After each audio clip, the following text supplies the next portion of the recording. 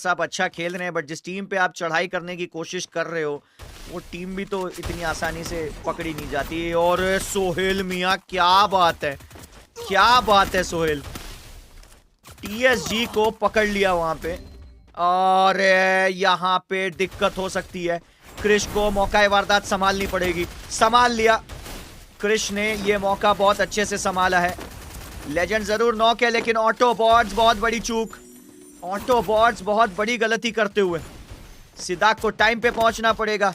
अकेले मिस्टीरियस यहाँ पे ज्यादा कुछ कर नहीं पाएंगे, अकेले मिस्टीरियस के पास ज्यादा कोई मौका नहीं। क्रिस ने हील कर लिया तो वैसे ही कमर टूट जाएगी। क्रेज टेबल टॉपर्स को एलिमिनेट करते हुए, जी हाँ।